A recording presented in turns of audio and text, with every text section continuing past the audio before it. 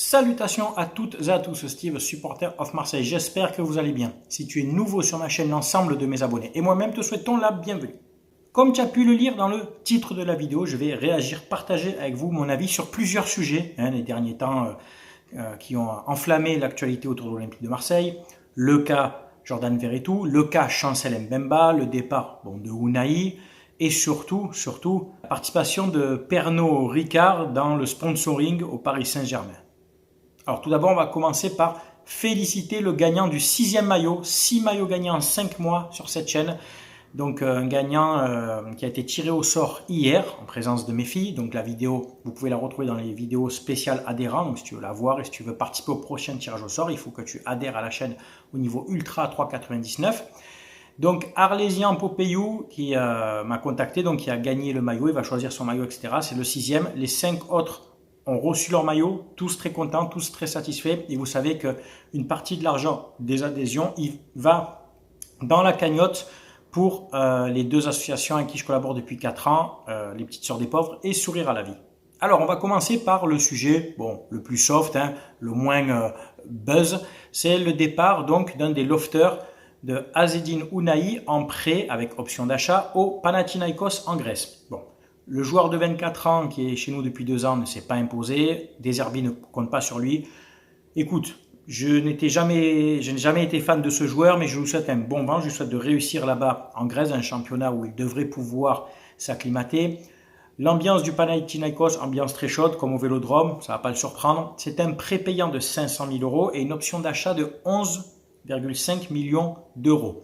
Il faut savoir que dans le cas d'une vente, il vient d'Angers et Angers avait inclus dans la transaction avec l'OM à l'époque une participation de 25% sur une future vente. Donc sur la vente, l'OM devra verser 25 ou 30% à Angers. Il vaut mieux verser ça que de l'attendre, le garder encore pendant 2 ans et qu'il parte libre. Le cas Jordan Verretou. Jordan Verretou, néo-olympien de Lyon, qui vient de signer donc hier ou avant-hier avec son nouveau club olympique lyonnais. On va parler de 2 choses. Déjà, de son transfert et surtout de ce qui s'est passé avant son transfert, les menaces de mort. Bien entendu, j'en ai parlé avec Francky Foot et RaFootball. Je suis contre tout ça. On ne menace pas la famille d'un joueur de mort, de représailles, parce qu'il ne veut pas quitter le club, parce que lui, il voit ses intérêts aussi. Surtout que Jordan Verretou voulait continuer avec l'Olympique de Marseille, voulait jouer sous les ordres de Deserbi. On ne lui a pas donné sa chance. Mais de là à aller le menacer, etc., l'insulter, menacer, je pense que certains, vous êtes complètement gaga. Déjà, c'est pas vous qui payez son salaire, l'argent ne sort pas de votre poche, et surtout, ça reste que du football. Donc tranquille, il n'a tué personne, il n'a lui-même menacé personne. Pendant les 2 saisons où il était chez nous, c'est plus de 90 matchs, il a toujours mouillé le maillot, comme on dit. Il a fait plus ou moins des bons matchs, mais il n'a jamais triché. Et quand je vois les prestations d'un Kondogbia et ce que faisait Verretou, je ne comprends pas qu'on garde un Kondogbia, mais pas un Jordan Verretou. Enfin, tu vois, je pense que cette saison, il avait sa carte à jouer, parce qu'il y aura des blessures, des suspensions, et ça restait quand même un des titulaires indiscutables de la saison dernière qui a soutenu le club, lui, Balerdi et Aubameyang, pour pas qu'on sombre complètement. Donc je n'ai pas tellement apprécié le comportement de la direction avec lui, un joueur exemplaire, un joueur de club, d'accord, qui a fait une belle carrière, qui n'a que 31 ans, voilà. Et donc qui a été placardisé parce qu'un coach ne compte pas sur lui, alors que Verretou connaît la Serie A, donc connaît le style italien aussi. Je pense qu'il y avait moyen de faire quelque chose avec ce joueur. Il part donc à Lyon, chez un concurrent, pour 4 millions d'euros seulement. Tu me diras, il était en fin de contrat l'année prochaine, d'accord, mais 4 millions seulement pour un international français de son niveau, c'est une petite vente. Et alors, on va parler des bonus. On sait qu'on ne les touchera pas. Alors bravo la négociation Longoria pour le coup pour les bonus. 500 000 € de bonus si dans les 2 ans de contrat où il est à Lyon, Lyon est champion de France. Autant dire qu'il y a très peu de chances que ça arrive. Tu es d'accord avec moi vu les dernières saisons de Lyon et leur début de saison actuelle. Ou alors 500 000 € en cas de qualification de Lyon pour une prochaine Ligue des Champions. Ça risque aussi d'être très compliqué. Tu sais que Paris va être là. Nous, j'espère qu'on va y être aussi, même s'il y a 4 places. Monaco va être de la partie, Lille, etc. En gros, je pense que les bonus, tu peux t'asseoir dessus. Je lui souhaite quand même bon vent. Je lui souhaite de faire une bonne saison, mais pas contre nous. Parce que dis-toi que les matchs OM, il va être revanchard, d'accord. Et j'espère qu'il ne fera pas un gros match contre nous. Après, qui joue tout le reste de la saison. Moi, je lui souhaite parce que c'est un joueur qui, pour moi, a été exemplaire et je n'ai pas apprécié le traitement qu'il a subi et de la direction et encore plus des supporters. Honte à vous, tous ceux qui l'ont menacé, insulté, vous êtes lamentables. Surtout que vous savez que maintenant, avec les réseaux, tout ça, on peut remonter jusqu'à vous. Et après, quand on remonte jusqu'à vous et que vous passez au tribunal, vous allez bégayer, mais je comprends. Mais il faut assumer après. Il faut assumer. Il faut assumer, les gars. Tu menaces, t'insultes, il faut assumer. Surtout que c'est que du football.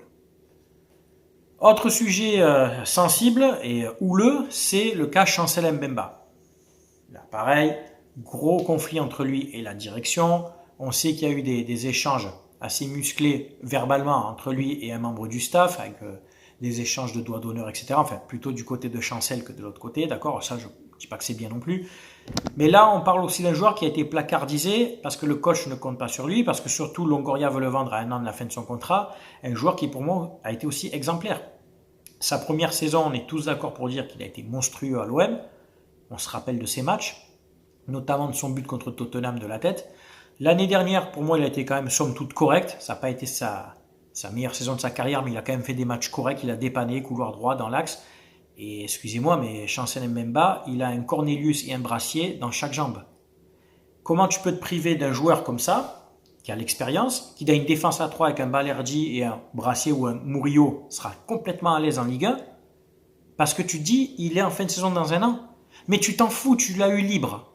Tu l'as eu libre, ce joueur, et il n'a jamais triché. S'il part libre, c'est pas grave. La plus-value, je l'ai déjà expliqué, la plus-value financière, des fois, elle n'est pas sur une revente, elle est sportive. Ce que va t'apporter un joueur tout au long d'une saison. Un seul joueur peut te faire gagner 1 ou 2 places dans le championnat. Tu as un très bon attaquant, tu finis 3e au lieu de 6e ou 7e. Tu as un très bon gardien, tu finis 4e au lieu de 6e. Je prends des exemples. Tu as un très bon défenseur qui va te sauver de situation, qui ne va pas faire des cagades à la Zubar ou comme a déjà fait des Doria ou même Balerdi à l'époque, il nous a coûté des matchs, certes. Ça change. Un joueur décisif peut faire changer le cours d'une saison, oui. Ça reste un sport collectif avec des individualités. Tu as un bon attaquant ou pas, tu le sais, je t'apprends rien, ça change le classement d'une équipe. Tu ne gardes pas Mbemba parce que tu dis qu'il faut à tout prix le vendre. Mais si on perd des matchs à cause de Cornelius et Brassier, je serai le premier à pointer du doigt ça. Et retenez-vous bien ce que je dis, je serai le premier à le pointer du doigt. Donc, Deserbi ne compte pas sur Mbemba, je suis assez surpris, sachant que c'est un défenseur robuste, physique, qui tactiquement est très fort, qui sent le football, parce qu'en fait, il a eu pression de sa direction pour dire il faut le vendre. Et résultat, Chancel Mbemba nous a sorti un extrait, enfin une petite vidéo, comme quoi il annonce faire une vidéo sur sa prochaine chaîne YouTube, il devient youtubeur le garçon, où il va balancer toutes ses vérités. Et c'est pas bon ça, c'est pas bon pour tout le monde, pour le club, pour l'environnement, pour que ça travaille sereinement. On aurait pu se passer de tout ça. Il aurait pu signer ailleurs pendant ce mercato. Visiblement, des fois ça ne convenait pas. L'OM a mis des bâtons dans les roues pour certaines destinations. Fait que ça, tout le monde est responsable, lui et le club, mais surtout le club, de vouloir se séparer d'un joueur comme ça. Maintenant, tu m'aurais dit en début de mercato, le club le vend 8-10 millions d'euros. Oui, c'est une somme. Pas énorme dans le foot moderne, c'est une somme, et avec ces 10 millions-là, va me chercher un très bon défenseur. Alors, je félicite Longoria de l'avoir fait venir gratuitement, c'était une super pioche, mais je ne le félicite pas dans la continuité de ce dossier. Voilà, pour la finalité de ce dossier, non. T'as autant merdé que t'as bien fait pour le faire venir. Donc dans la balance, c'est pas bon. Le bilan de Mbemba à l'OM, sportivement c'est bien, mais gestion administrative et contractuelle du joueur, c'est pas bon, quoi. Tu vois, tu pars en conflit avec lui, s'il faut, ça va se finir avec un dossier prud'homme, etc. Et là, il va balancer des dossiers, il va savoir ce qui va ressortir. Donc je suis contrarié et déçu de comment va partir Mbemba, moi qui adorais ce joueur. Et malheureusement, on pense toujours aux financiers qu'aux sportifs dans un club. Il y a des joueurs qui peuvent partir libres, c'est pas grave. Il y a un équilibre. Certains t'en fais venir libre, d'autres partent libres. Certains tu les achètes, tu fais des plus-values sur eux, d'autres non. Bon, c'est comme ça. C'est la vie d'un club de foot depuis la nuit des temps. Et enfin, le dernier sujet, celui qui fait alors entre guillemets sourire, mais qui contrarie beaucoup de Marseillais et moi y compris, c'est le partenariat de la société Pernod Ricard avec le Paris Saint-Germain. Ça va pas là. Là, ça va pas.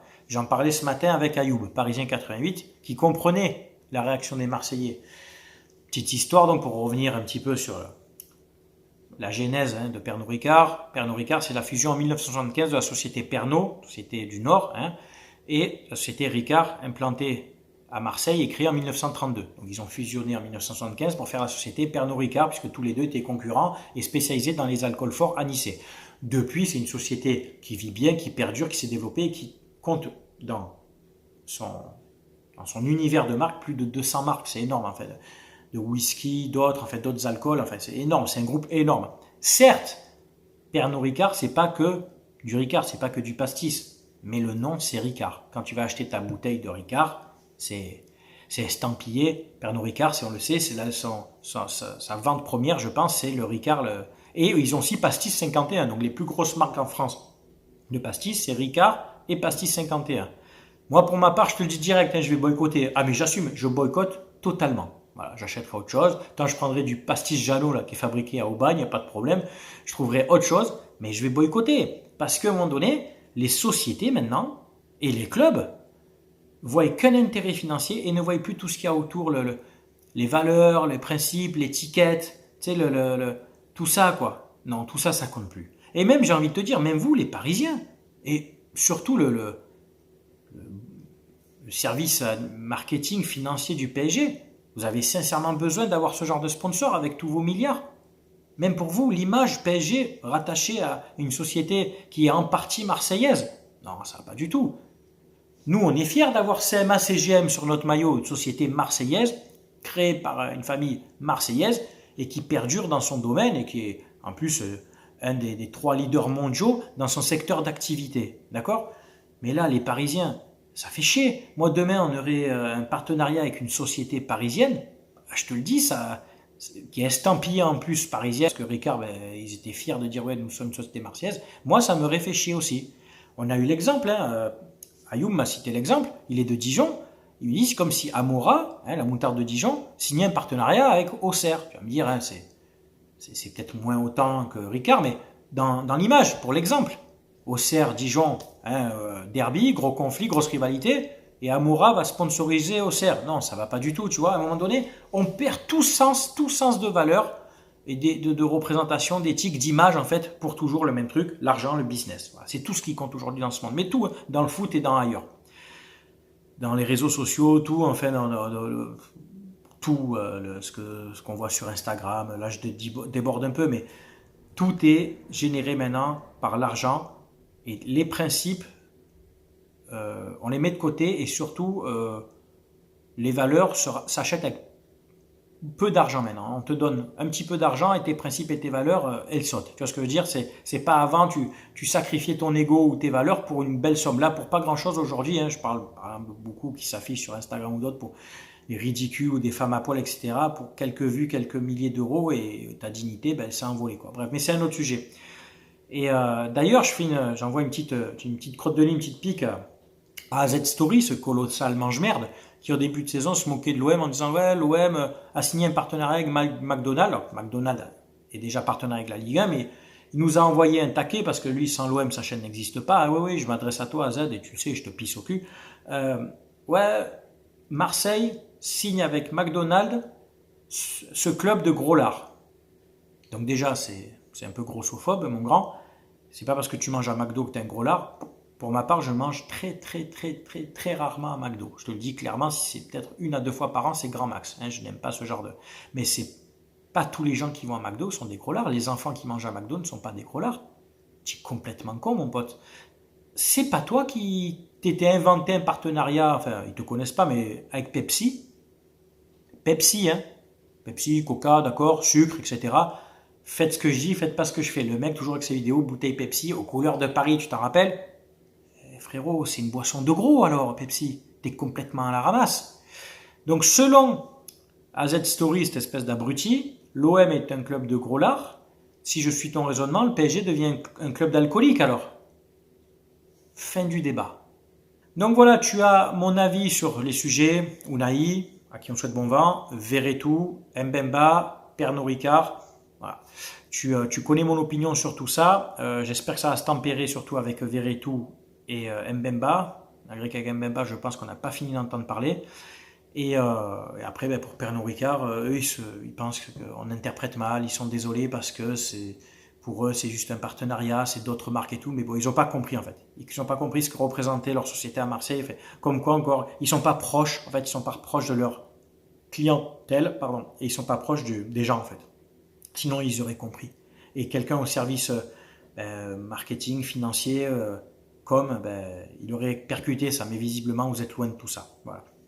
Tu as mon avis sur tous les sujets. C'est bien entendu à toi de commenter, de donner ton avis, le tien, que tu sois supporter de l'OM, de Lyon, d'une autre équipe, de Paris, etc. Tu le sais qu'avec moi, on respecte toujours les avis de chacun, si bien entendu ton avis est respectueux en commentaire. Voilà. C'est tout pour cette vidéo. Merci de l'avoir regardé. C'était Steve, supporter of Marseille. Portez-vous bien. À très bientôt. Ciao, ciao tout le monde.